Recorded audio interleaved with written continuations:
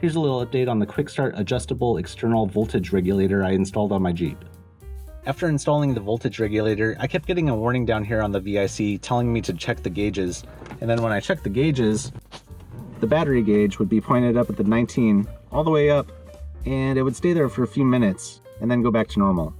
I emailed the company and asked them what they thought was wrong. I also told them that I upgraded my battery and added a second one, as well as upgrading my alternator to a 200 amp output, and thought that that might have something to do with it.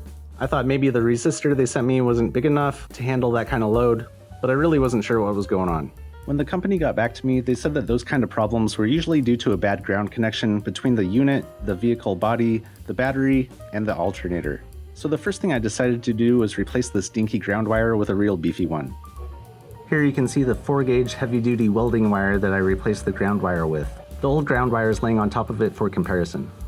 I also moved the ground wire to this side of the unit so I could put a bolt through it and reach to the back to put on a nut. I cranked it down to make a really good connection, and I put Loctite on it so it won't come loose.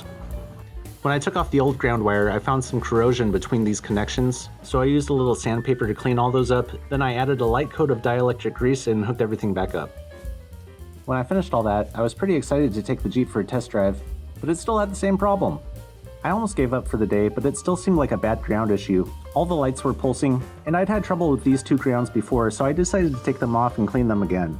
These are located on the inside of the passenger front fender right next to the battery.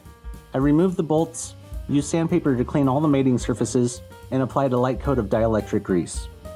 While I was doing that, I noticed that these quick battery disconnects I installed were a little loose. There are 2 Phillips screws on the underside of each of these that were a little loose, so I took them off and tightened them up. But I installed these after I was already having issues with the voltage regulator, so I knew this wasn't the original source of the problem. I hate electrical problems and I didn't think this was going to work, but the next test drive was a total success. I drove for about half an hour, which is plenty of time for this problem to come up, but the Jeep was fine the whole time. I'm sure those 2 grounds on the passenger fender were the cause of the problem, so if anything happens in the future, I'll know where to look, but I think I did a pretty good job at cleaning them up and preventing the corrosion from coming back. And if you really want to know, here are the tools that I used for this job. As always, thanks for watching, and until next time, just keep throwing money at it.